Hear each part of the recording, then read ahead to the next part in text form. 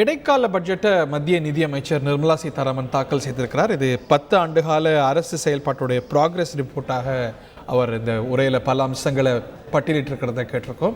ஆனால் வரி விகிதத்தில் எந்த மாற்றமும் இல்லை, டேக்ஸ் லேப் அப்படியே தொடர்கிறது. இந்த நிலையில் காங்கிரஸ் கட்சியுடைய மூத்த தலைவர், தமிழ்நாடு காங்கிரஸுடைய சட்டமன்ற குழு தலைவர் செல்வ பெருந்தகை எம்எல்ஏ நம்மோடு தொடர்பில் இருக்கிறார். திரு செல்வ பெருந்தகை, இந்த பட்ஜெட்டில் பாராட்டுக்குரிய விஷயங்களை என்னெல்லாம் பார்க்குறீங்க நீங்க?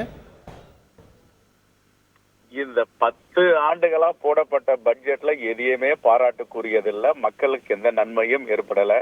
அவர்கள் சொன்ன வாக்குறுதியும் இதுவரை 10 ஆண்டுகள் முடிந்தும் நிறைவேற்றல.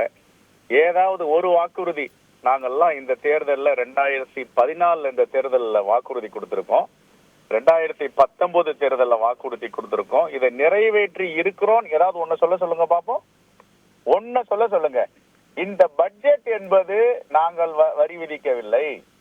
நாங்க கடந்த ஆண்டு என்ன போட்டோமோ அது அப்படியே தொடரும். ஆனால் ஒரு நிதிநிலை அறிக்கை வரப்போகிறது. அந்த பட்ஜெட் என்ன வரப்போகுது, தேர்தல் முடிந்து வரப்போகுதுன்றாங்க. அவங்க என்ன மனசுல வச்சு சொல்றாங்கன்னு தெரியும். முதல்ல அது நடக்க போறது இல்ல. அப்படி அவங்க சொல்றது உண்மையா இருந்தா இன்னும் பெட்ரோல் விலை 25 ரூபாய் உயர்த்துவாங்க, டீசல் விலையை 20 ரூபாய் உயர்த்துவாங்க, கேஸ் விலையை இன்னும் 500 ரூபாய் உயர்த்துவாங்க. முதல்ல அதுல இருந்து கையை வச்சு எல்லா விலைவாசி உயர்வும் நடக்கும். இது ஏழை எளிய மக்களுக்கான நிதிநிலை அறிக்கையா என்பதை மனசாட்சியை தொட்டு சொல்லணும். லட்சக்கணக்கான கோடியை தொழிலதிபர்களுக்காக ரத்து செய்துவிட்டு எல்லாத்தையும் நாங்க ஏற்றுக்கொள்ளுகிறோம், தொழிலதிபருடைய கடன்களை ஒன்றிய அரசு ஏற்றுக்கொள்ளும்னு ஒரு ஆர்டரை போட்டுட்டு வரா கடன் 4% தான் இருக்குன்னு சொல்றாங்களே. இதுக்கு என்ன அரசு, என்ன நிதிநிலை, என்ன நிதி அமைச்சகம், இதுக்கெல்லாம் உண்மையா வாய திறக்கல, பதில் சொல்லல. ஏவனாவது சாமானியர்கள் ஒரு டிராக்டர் வாங்கிட்டான், ஒரு 50,000 ரூபாய் 1 லட்சம் ரூபாய் லோன் வாங்கிட்டா அவங்க வீட்டுல போய் ஜப்தி நடவடிக்கையில இறங்குறாங்க. இதுதான் இந்த ஆட்சியுடைய அவலம். ஆகையால இந்த நிதிநிலை அறிக்கை என்பது மக்களுக்கு தேவையான நிதிநிலை அறிக்கை இல்லை. இது மக்கள் விரோத ஆட்சியை தான் 10 ஆண்டுகளாக நடந்து போய். இதுதான் என்னுடைய பார்வை. வழக்கமா இந்த மாதிரியான இடைக்கால பட்ஜெட்ல பெரிய அறிவிப்புகள்லாம் செஞ்சிட முடியாது, வர சில மாதங்களுக்கான பட்ஜெட். ஆனா இந்த மாதிரி இடைக்கால பட்ஜெட்லையும் கூட கவர்ச்சிகரமான திட்டங்கள் அறிவித்த முன்னுதாரணங்கள் உண்டு. இன்னைக்கு அதை செய்யலை அப்படிங்கும்போது அவங்களுடைய பொலிட்டிக்கல் கான்ஃபிடன்ஸை காட்டுதா, நாங்கள் கான்ஃபிடென்ட்டாக இருக்கோம், இதெல்லாம் அறிவிச்சு தேர்தலை ஜெயிக்க வேண்டிய நிலையில இல்லை அப்படின்னு ஒரு கான்ஃபிடன்ஸை காட்டுதா, ஒரு பிஸ்கல் ப்ரூடன்ஸை காட்டுதா? உங்க பாருங்க.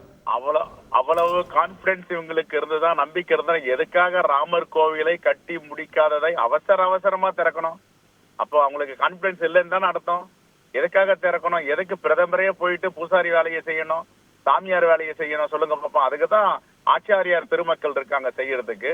அதைத்தானே சங்கராச்சாரியார் சொல்றாரு, எங்களுக்கு இதுல உடன்பாடு இல்லை, கட்டி முடிக்காததை தேர்தல் ஆதாயத்திற்காக இவர்கள் திறக்கிறார்கள், இது எந்த ஆகம விதியும் ஏற்றுக்கொள்ளாதுன்னு சொல்றாங்க.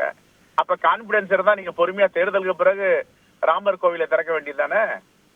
அதனால அவங்களுக்கு ஒரு நம்பிக்கையே கிடையாது. அவங்க செய்யும் வினை அவங்களுக்கு எதிராக தான் வரப்போகுது. எதை விதைக்கிறார்களோ அதை 2024 நாடாளுமன்ற தேர்தலில் அறுவடை செய்வார்கள். நன்றி திரு செல்வ பெருந்தகை. காங்கிரஸ் கட்சியுடைய சட்டமன்ற குழு தலைவர் திரு செல்வ பெருந்தகையோட வியூஸை கேட்டோம். செய்திகளை உடனுக்குடன் தெரிந்து கொள்ள உடனே சப்ஸ்கிரைப் பண்ணுங்க.